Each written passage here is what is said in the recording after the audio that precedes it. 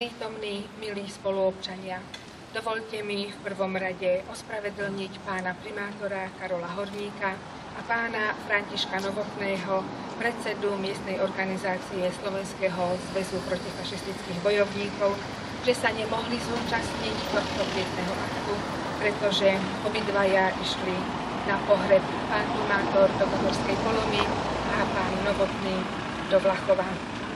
Prejav, ktorý si pripravil pán Novotný, prečítam. 68 rokov nás delí od slávneho slovenského národného povstania, ktoré tvorí najslávnejšiu kapitolu našich národných dejín. Slobodný slovenský vysielač z Banskej Bystrice ohlásil do celého sveta, že dňa 29. augusta 1944 slovenský národ povstal proti fašistickým votrelcom. V boji proti fašizmu významnú úlohu zohrala medzinárodná solidarita a prejavilo sa to aj v Slovenskom národnom povstaní, kde po boku slovenských povstalcov bojovali príslušníci 27 národov. A aká bola príprava na povstanie v našom meste? Vyberám z kroniky mesta Dobšiná. V marci 1944 vzniká v Dobšinej okresný revolučný národný výbor, ktorý mal za úlohu, okrem iného, prípravu na spoluprácu v prípade ozbrojeného povstania. V máji 1944 zapojila sa Dobšina do podzemného partizánskeho hnutia. Do mesta prišli partizánsky zásobovatelia a žiadali previesť zbierku pre partizánov. Leto v roku 1944 bolo vážne. Front sa blížil od východu i od juhu. Do Dobšinej prichádzali evakuanti, ktorí sa ponáhľali ďalej na západ. Letecké poplachy boli každý deň. Začali prípravy na mobilizáciu.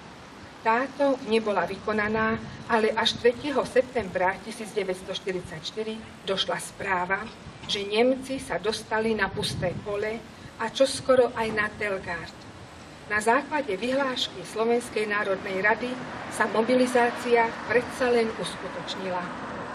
Koncom augusta 1944 ohlásil sa rozhlasový vysielač z Banskej Bystrice a od 27.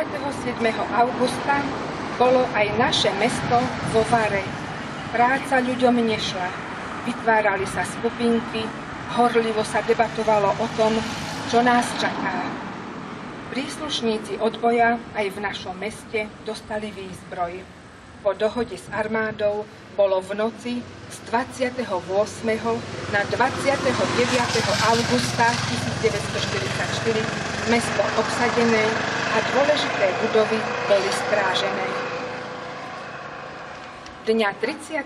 augusta 1944 sa zišiel revolučný národný výbor, ktorý mal funkciu miestneho i okresného národného výboru.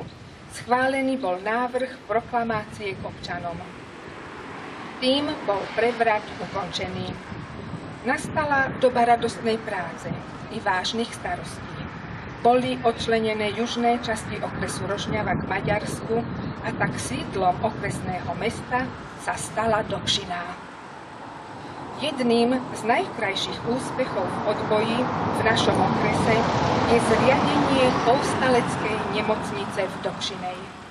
Nemocnica mala 5 lekárov, vojenských ošetrovateľov, dobrovoľné sestry Červeného kríža a iný pomocný materiál. Mala 50 postelí na 3 oddeleniach, chirurgické, interné a infekčné. Zriadenie nemocnice malo nesmierny význam a výhodu po skúsenostiach z minulosti, keď bolo potrebné s nemocnými chodiť do Levoče a Spišskej Soboty. Počas ústupu do Hvor koncom októbra 1944 sa evakuovala aj celá nemocnica z Dobšinej.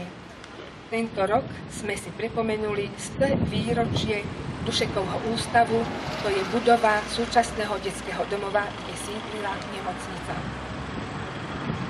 slávnostných dňoch povstania sa i obyvatelia nášho mesta aktívne zapojili do SMP. Už v prvých dňoch nastupovali do vojenských a partizánskych jednotiek, aby pomohli pri obrane slobodného územia.